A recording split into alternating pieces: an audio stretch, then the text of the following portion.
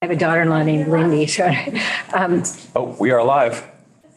Okay, great. Okay, it is Friday, April 28th, and we are here, the Sexual Harassment Prevention Panel, here to work on finalize our rules of procedure and hopefully look over the Senate policy to see where we might align. Okay. Great. So in front of you, you all have a handout, which has a very hopeful adopted 42823 already stamped on it.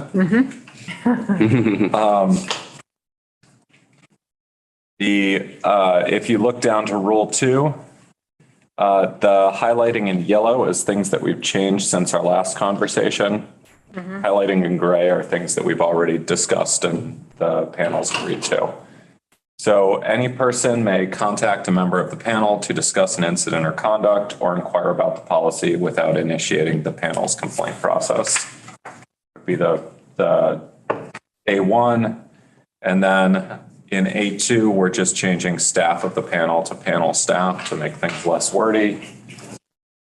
In B1, we're mentioning a potential complainant. And that actually brings me up to something we didn't discuss last time. But if we all look back up to Rule 1, Definition 6, potential complainant, it's currently defined as a person identified by a witness or other individual as a person who may have experienced sexual harassment or retaliation. I was looking at the way we use the term throughout the policy, and I think it would just be better if we defined it as a person who may have experienced sexual harassment or retaliation in violation of the policy, because we do talk about potential complainants coming on their own rather than being identified. Okay.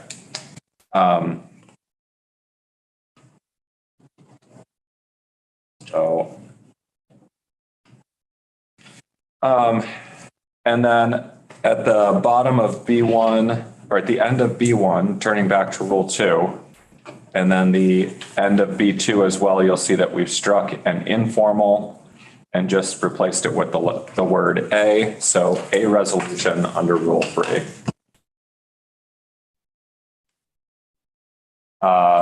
Same change at the top of page 2, changing an informal resolution to a resolution. And then in C, we're saying, in every instance in which a panel member is contacted regarding an incident or conduct, the member shall inform the potential complainant and any other person that has communicated with the panel member regarding the incident or conduct that regardless of whether the potential complainant wishes to pursue a resolution, the panel member has to inform the rest of the panel, may have to gather information, and is obligated to take immediate and appropriate action. And that brings us to another question here. Right now it says to ensure that conduct that violates the policy does not continue. And I'm suggesting changing that to prevent conduct that violates the policy from continuing. Because in reality, we probably can't ensure that it doesn't happen, but we can take steps to prevent it. Agreed. Okay. Okay. Are there, and then the last piece here is we're striking out duplicative language in D. That language is repeated in the alternative resolution process in Rule 3. Are there any questions or concerns about the changes in Rule 2? Okay. So for Rule 3, right now this is tentatively titled Resolution Process Without Formal Complaint.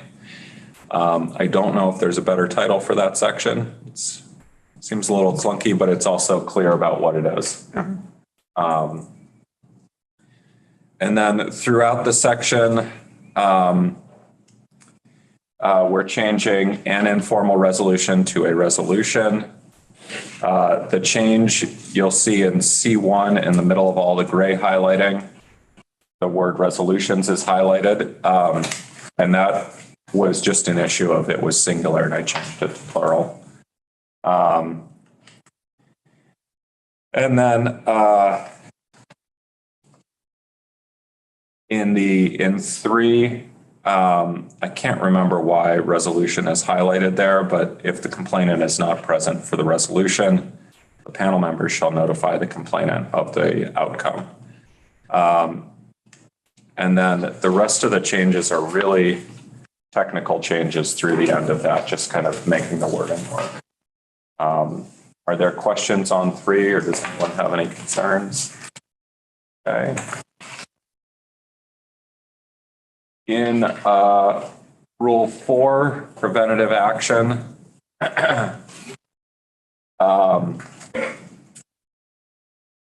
the changes in A are, again, just changing to be consistent. So a resolution pursuant to Rule 3 or a formal complaint.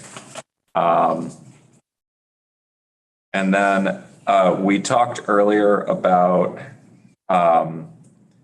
the changing to the prevent language, and that's actually consistent if you look at the first line of subsection C of Rule 4.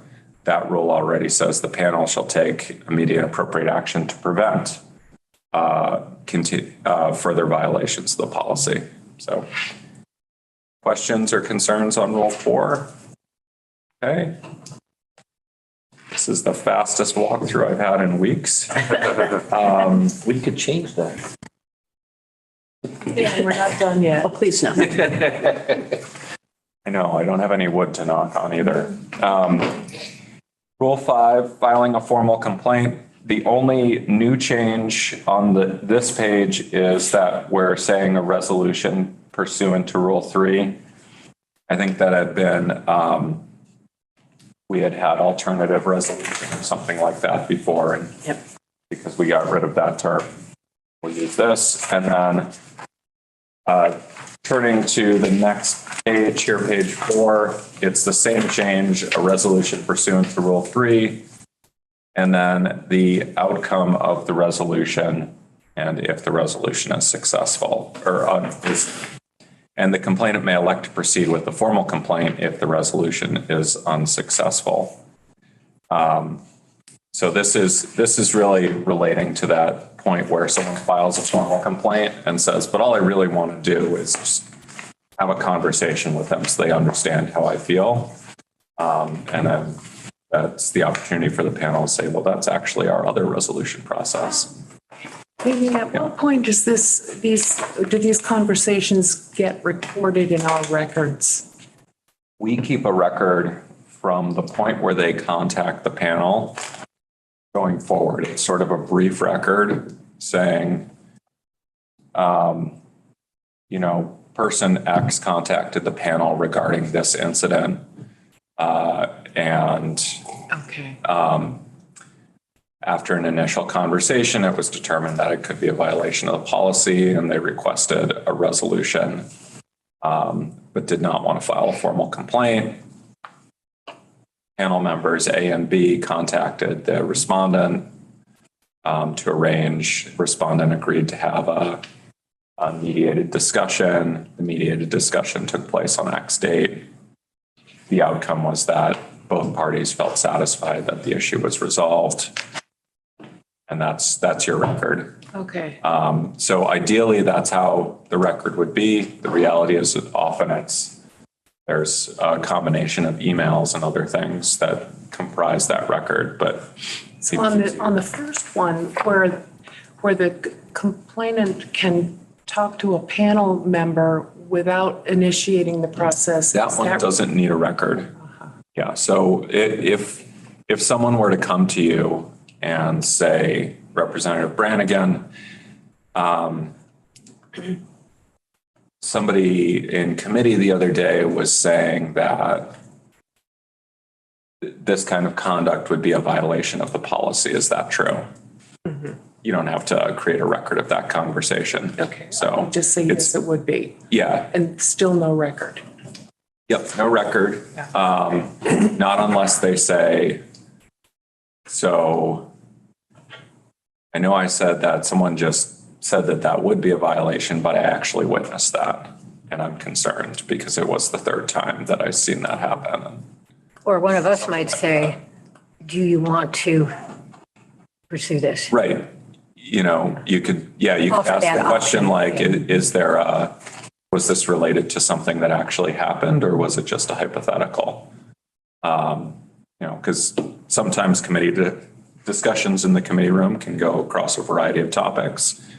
And sometimes it's that people were discussing something that they heard about or that might have happened in committee the day before or something like that. Okay. But yeah, if it turns out it's just a hypothetical or it's not tied to anything that they want to report at that time, at that point, there's no need to create a record. It's when we get an actual report. At that point, we start. It makes sense to communicate. And if you're not sure on the question, you can always communicate with Arlene or myself just to get an answer. You know, it's better to make sure you give out the right information and to guess or say, you know, oh, I don't know, I can't help you. Say, I don't know, but I'll get back to you tomorrow. And we'll respond as quick as we can when there's a question like that. Just understanding that sometimes something did happen and it's not just a hypothetical. So. Okay. Any other questions or concerns on Rule 5? Okay.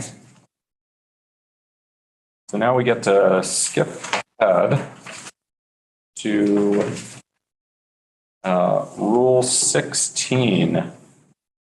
All the way on page 7. So in Rule 16, we've changed the language to say that if a majority of the members of the panel participating in the hearing find that either there is or is not clear and convincing evidence of a violation, it'll trigger either the dismissal or the next steps in terms of recommending some sort of corrective action. And so I added the language participating in the hearing just to account for an instance where one of you may have had to recuse yourself or be unavailable. Yep. Okay. All good. Brings us to Rule 18, where based on the discussion last time, we've changed the language so that after imposition of a publicly noticeable corrective action, the panel chair, in consultation with the speaker, shall issue a public statement. Okay. And then in Rule 20, we've updated the confidentiality requirement.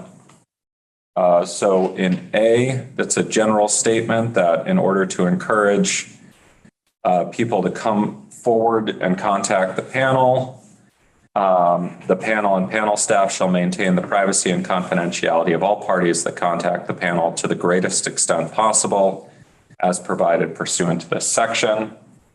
And then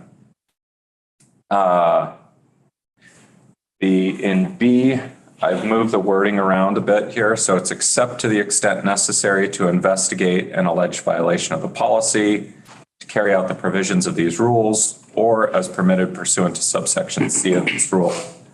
The panel and panel staff shall keep confidential. And if you'll remember last time, it was sort of this except and except. So I just moved things around to make it a little bit less clunky. Do you have a weird dash there in B1? Oh, I didn't even notice that. the weird dash in the middle over the comma. Yeah. That's striking out the comma. It should have been highlighted in yellow. Okay. So, Oh, yeah. Okay. That makes Yep. sense. Yeah, sometimes what happens is when the editors look at this, they'll add a strike through on something that I missed, and then they won't highlight it. And I'll miss it when I go back through their edits and highlight it. So sometimes if you see those sort of, It's a new punctuation. yeah, It's a super comma. I've created a new style, guys. There you go. Oxford and Chicago can eat their heart out. The, so, and then the other change here that we discussed last time, we already reviewed this language in permitting the complainant to grant the panel and panel staff a limited waiver to communicate with other entities that might have jurisdiction. And then we're just renumbering. And that's it for that section. So we reviewed most of that language last time, but we hadn't actually put it in. So is that okay with everyone? Yeah. Great. And then the changes in 22 we discussed last time. So that's it. I only have one new change, I think. And then I just have to take out the strike through and underlining and the highlighting, and your rules will be ready. So if you wanted to vote, you could vote these as amended, and then I'll clean things up and send them to Lindsay to post. So. Yeah. Does everybody feel ready to vote? Make a motion to accept version 6 of the House Sexual Harassment Prevention Panel Rules of Procedure effective April 28th, 2023, as amended. Seconded. All right. Second.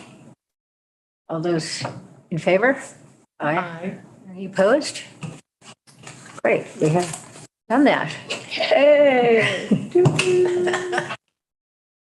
So I'm going to join the Zoom here. Now, I guess that I should let the speaker know that we've voted on these. Yeah, just give her a heads up that we've updated our rules of procedure. I don't know that we need to do a House resolution or anything. These are the internal. I don't think we ever did before. Yeah. And then these will get posted on the Yep. website. So I'll update today. I'll send them down for one more look through by the editors without all the strike through. And then as soon as they're finished, we'll post them to the web. Great. Great. So I'm joining the meeting now, and I'm gonna go ahead and share screen. Sorry, you're on the Zoom login. There we go. Yes. All right. So this is how the policy would look if you adopted the Senate's changes to the rules of procedure on their side. So their first change is because we'd be going back to a semi-unified policy. So the policies would be very close with some changes for the respective chambers. But it would say it's the policy of the Vermont General Assembly instead of the House of Representatives. And that the General Assembly prohibits sexual harassment and retaliation. And then capitalizing panels throughout instead of lowercase. I can't keep track of whether this should be capitalized or not, but it seems to change every year depending on which editor looks at it. So maybe it's not a hard and fast rule. They did propose adding the words regulates conduct of representatives, interns, and staff who work for representatives and all staff who work for the Speaker and House Clerk. Because when you, for any of you who have an intern from UVM, they're all subject to this policy. So you'll notice there aren't a lot of changes. So just so I'm clear, this is the Senate's. So this is the House policy showing the proposed changes from the Senate. Okay. Yeah. To align with the Senate. if we aligned, yeah. So it's for consideration. Okay. And then it's up to you whether you want to align. I will say the policies are very close Okay. already as the Senate policy. And has the Senate voted on theirs? I forget. They have. Yeah. The sexual harassment panel recommended it about a month ago, and then the Rules Committee a couple weeks later approved it. So, yeah, they have a somewhat different process in their body as to how it gets approved. But for us, it's just us, right? That's right. Yeah. So, yep. I think the Rules Committee has more of a say in internal chamber proceedings in the Senate than it does in the House. So, may be hard to imagine since the Rules Committee has got a lot of authority in both chambers, but the Senate, I think, runs a little bit more of a centralized sort of structure. So under contacting the appropriate panel, I'm sorry, I didn't highlight all the strike through, but this would provide that a person may contact any member of the panel with jurisdiction over the regulated individual who they believe may have engaged in sexual harassment. It's striking out the reference to resolving the issue informally, and then adding that to the next sentence. A person who believes that a regulated individual has sexually harassed the person or retaliated against the person may either request that the panel attempt to resolve the matter informally or file a formal complaint with the panel. Now, I know we just changed the title of the rule about informal resolutions. I don't know that that's a problem with the policy because they are still informal sort of approaches. And then hopefully the rules of procedure and the training will make clear to people what those options are. But Representative Hedrick? That next sentence, though, should start with the instead of each, I think.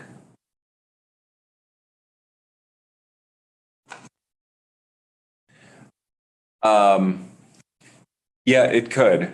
So they were writing it from the perspective of the two panels. But yeah, would work there. So. Because we're really just one, the two, the House panel and the Senate panel. Yep.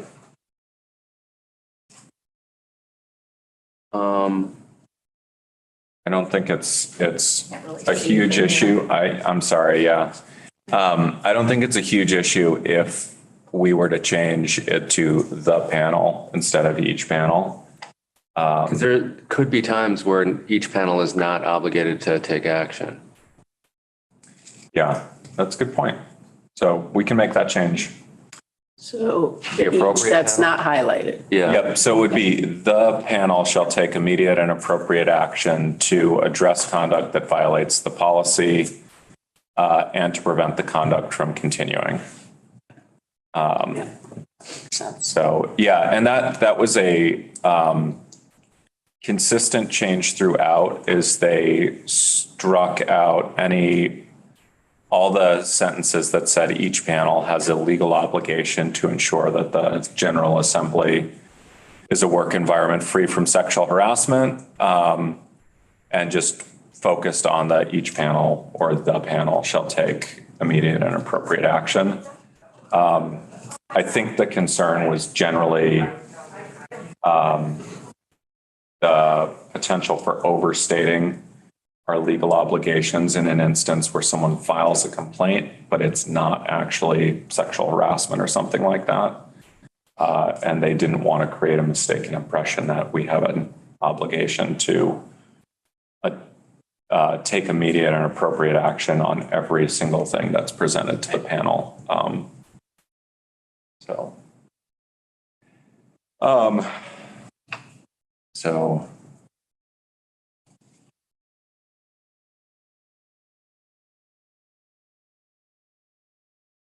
I'm just marking that change.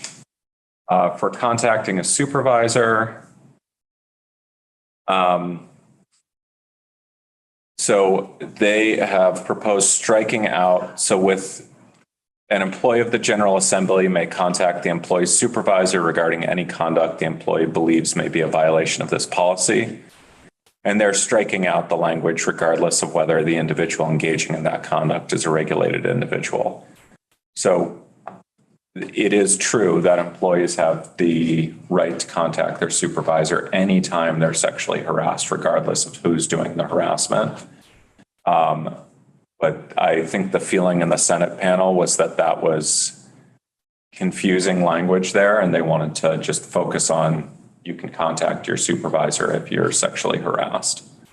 So, and then they've struck out a legal obligation and replaced it with an obligation to provide a work environment free from sexual harassment and to take immediate and appropriate actions to prevent rather than ensure that, prevent sexual harassment from continuing rather than ensure that sexual harassment does not continue. So again, kind of focusing on getting away from the absolutes, as if you can say stop and the behavior is guaranteed to stop. The same changes were made with contacting the Office of Legislative Human Resources.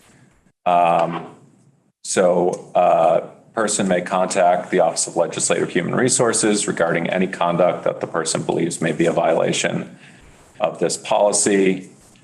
The office will take immediate and appropriate actions to prevent the conduct from continuing. And it gets rid of the legal obligation language, the regardless of whether the individual is a regulated individual, and the ensuring that the conduct will not continue language, and replaces that with the prevention. Cursor, there we go. They proposed adding, after members of the panel, legislative staff supporting the panel, and then going on with legislative supervisors and the Office of Legislative Human Resources. And then again, prevent conduct from continuing rather than ensuring that it stops.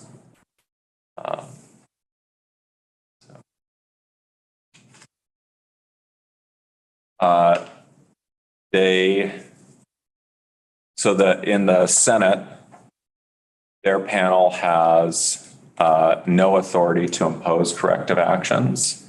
And generally, this panel can only impose voluntary corrective actions like training.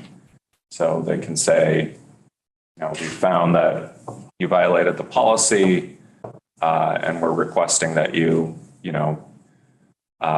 spend an hour watching a diversity, equity, and inclusion training video or something like that as appropriate under the circumstances.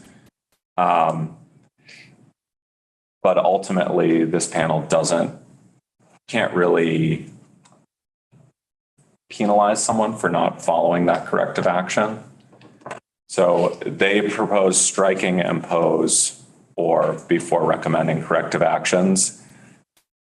This one, I think, is more of a question for you because you do have that authority to say you need to undergo training, you need to do something like that. The only issue is that you don't really have any teeth to back that up without recommending something to a higher power. Can we say sanction instead of recommend?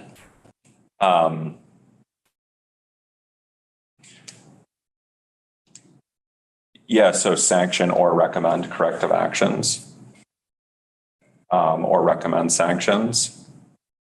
Or just sanction corrective actions? Well, corrective actions may be sanctions. Yeah. Sanction as the verb is what I'm suggesting. Yeah, I know. My brain was having a moment where I was thinking in the word of sanctions as the noun. Yeah. Rather than sanction as the verb. Assign corrective action? I want something stronger than recommend, I guess, is what I'm saying. Well, so,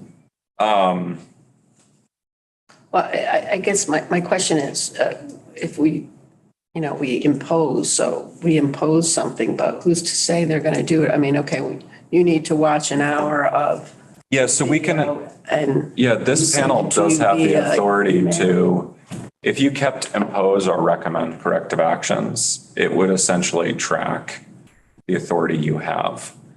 The Senate secretary and the Senate panel believe that their panel has less authority and that they need to get a higher authority in the Senate to approve. So either the Rules Committee or the full body needs to approve the corrective actions for them. So their authority is completely advisory when it comes to the end of the process. Here, your authority is advisory if it's something like removal from a committee or, censure, expulsion, that sort of thing. But you do have authority under your rules to say you need to undergo training, or something along those lines here. I'm forgetting the potential corrective actions, but the challenge comes where, for example, the staff person is, for example, a staff person in the House Clerk's office. You can say you need to undergo training, but your way of enforcing that is to say to the House Clerk, we've imposed a requirement that they undergo training. Please make sure that happens. Okay. But yeah, you could keep impose or recommend. I don't think you need to be verbatim identical to the Senate policy. I think the important thing is that, this is clearly referring to the House panel. And I think the important thing here is that the policies are relatively close so that people aren't confused about what their rights are. But, I think it's sometimes challenging, but people understand in this building that the House and the Senate do things differently. So currently we have shall impose or recommend. Yep, and so you could keep that. Keep that. I agree. Okay.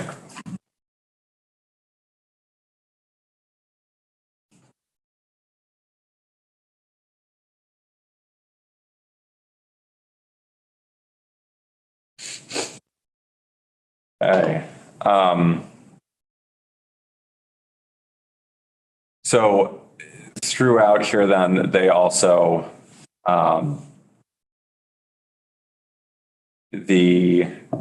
with the House Clerk and the representatives, they added recommended corrective action.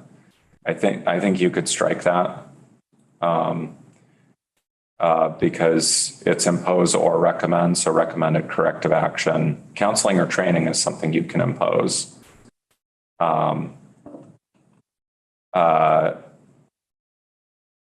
then with the employees of the Speaker or the House Clerk, we already had it as recommended corrective action, I think reflecting that we're really working through their supervisor to impose that corrective action. But when it's a representative or the House Clerk herself, then I think you can strike recommended as well. Does that work for everyone? Yep. Okay. And bring back in impose or. Yeah, bring back in impose or throughout. Yep. And then strike That's true. strike the added recommendeds. Okay.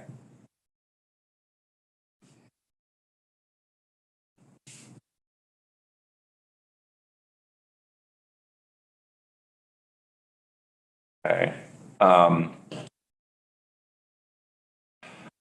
And so this is another difference with the Senate. This is not something you need to keep, but their policy proposes striking in consultation with the Office of Legislative Human Resources because the Senate generally does not consult with the Office of Legislative Human Resources on these issues. The House has and does. So I think you could keep that language in. Okay. Yeah. Again, this is just showing you how your policy would look if you adopted all of their changes.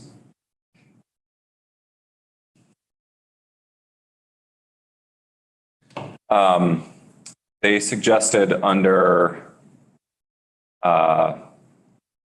so this gets to intern staff and volunteers. And so right now it says you have to provide additional information along with contact information as the sergeant at arms requires. And their suggestion is also to add, and as required by applicable rules, meaning if the House adopts any rules on this. I think that makes sense. Yeah. So.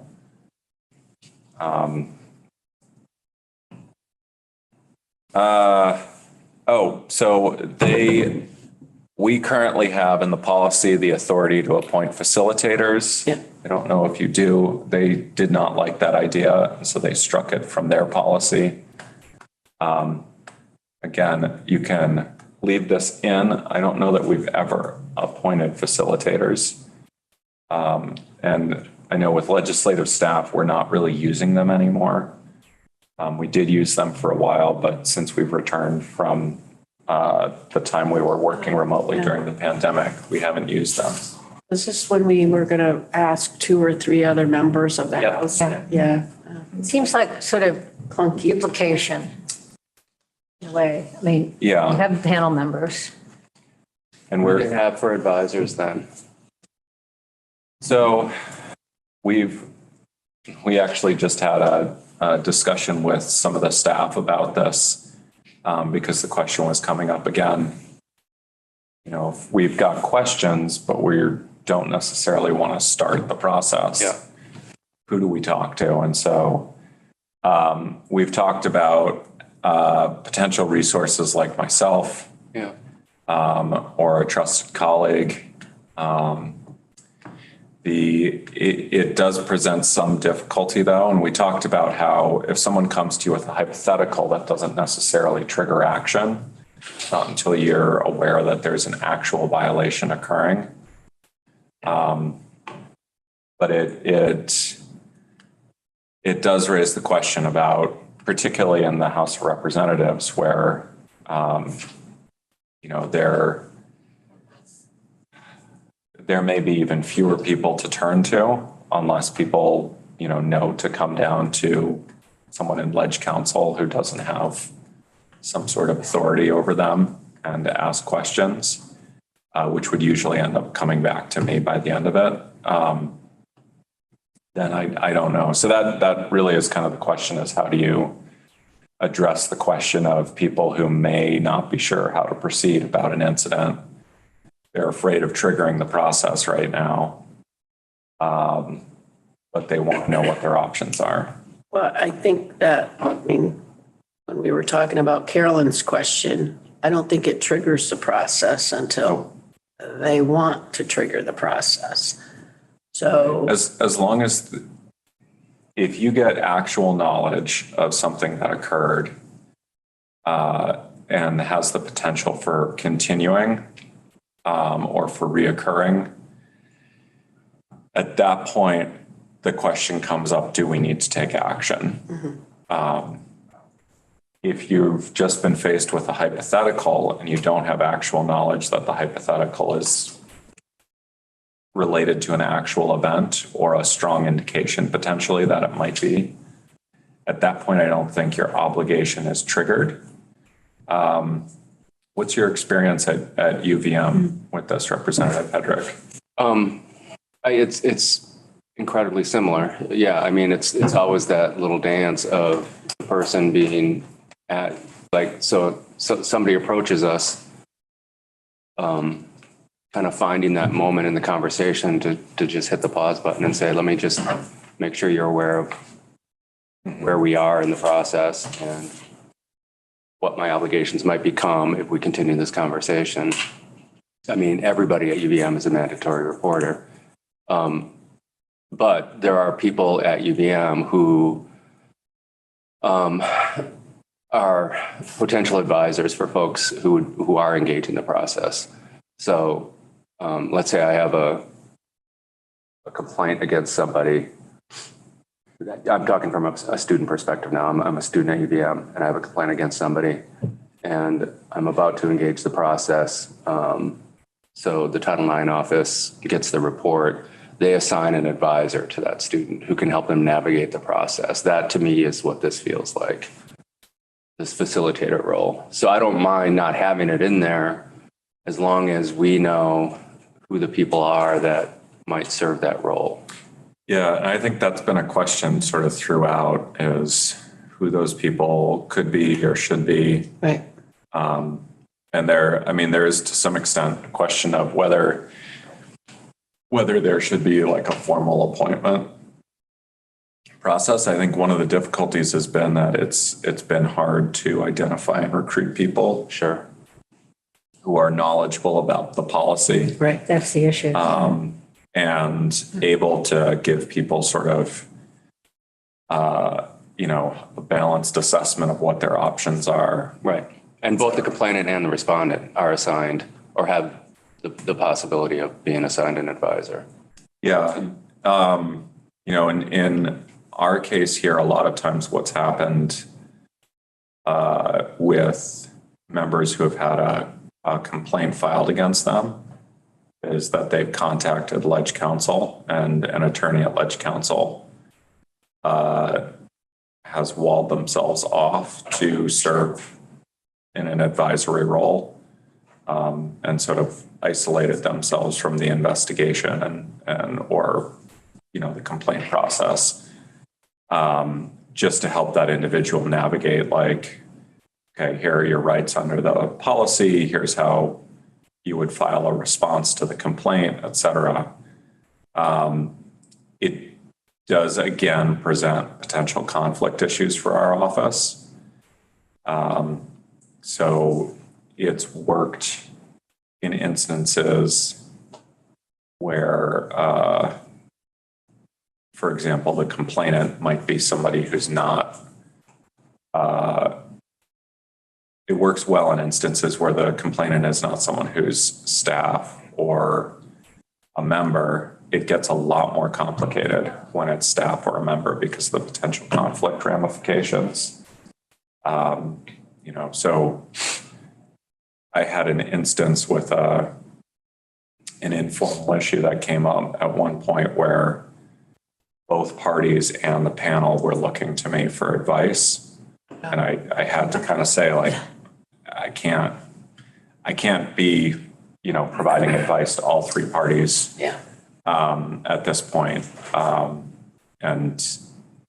that's one of the challenges we have.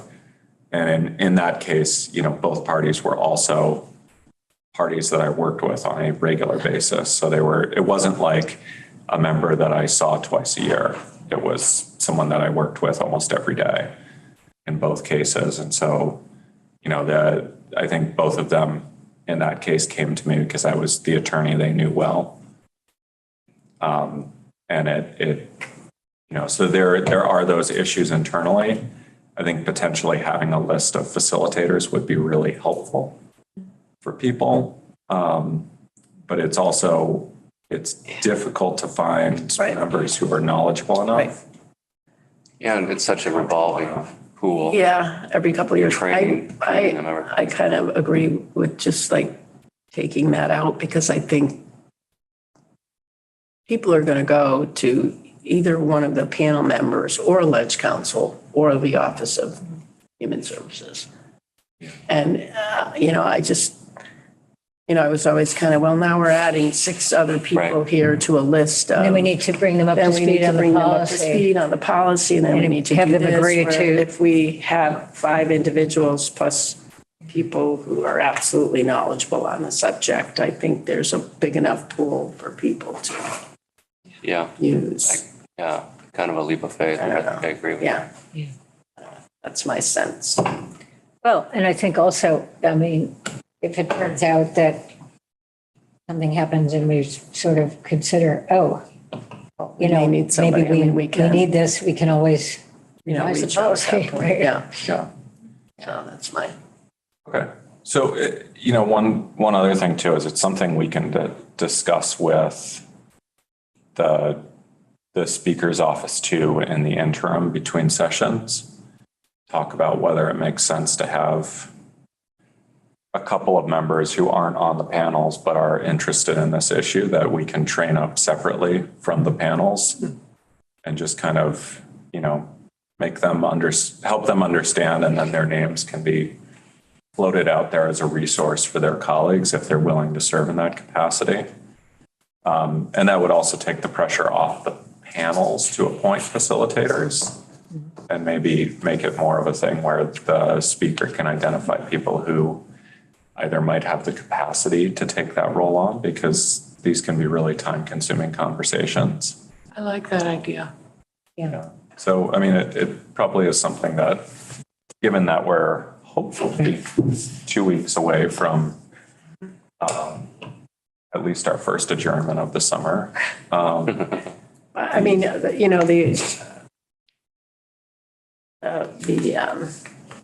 fact is, people would come to us before we even got to a resolution. I mean, we are the people that they should be coming to first. This kind of says you can go to, 12 people to do something without initiating informal or formal, but they can come to us to do the same thing. Yes. So I'd rather take this out for now and just Yeah. Okay, it's, great. So I'll I think it's just less people. It just might be that there might be a couple people, somebody might feel more comfortable might feel that it's, even though it's not the case, might feel that they're not getting deep into the, making a complaint. Right. They might Well, I mean, feel a that's- little bit more comfortable sort of checking things out, that's all. But, Well, they have Ledge Council and Yeah. Human Services as well, so, yeah, I agree with you there. yeah. Yeah. So the next changes here they're just updates. These addresses and phone numbers change over time, so I've just updated everything. And then, again, getting into the capitalization, we're now lowercasing a joint panel because the panel would change with each complaint. And we're clarifying chair of the House panel, chair of the Senate panel. And this is just the breakdown of how things would go. I will mention that the Senate panel had some discussions about whether a joint panel for staff and the sort of, I'll call them the joint offices, Ledge Council, Human Resources, IT, Operations, whether it makes sense to still have those complaints heard by a joint panel now that we have an Office of Human Resources, or whether we should have an administrative process. The reality is that most of those complaints are being dealt with by supervisors without going to the panel level. But they didn't resolve the question. It was just raised there, whether that makes sense. I think it makes sense to keep it as is, and in the absence of anything developed within HR, but HR recommendation advice is for HR to have a panel then, if they're not going to use this panel, rather than just resolving it at the supervisory level, just because of the consistency of this person handles it this way, this person handles it this way. So in the absence of an HR panel, I would keep it as is. Need more pages. Yeah, so you're talking about sort of like our State Department of Human Resources has, I forget, they have some fancy name for the team, but it's a interdepartmental team, which includes like legal counsel, HR, and then the relevant supervisor and an investigator. Right. That's on staff, Pages. where if there's a complaint, Because I've got. they'll get together and they'll make sure that This is actually, each complaint is handled the same way, Yeah. so that you're not left with, This thing. for example, one department handling complaints with, the proverbial iron fist, and the other department sort of letting things blow by. You also have a body then who is tracking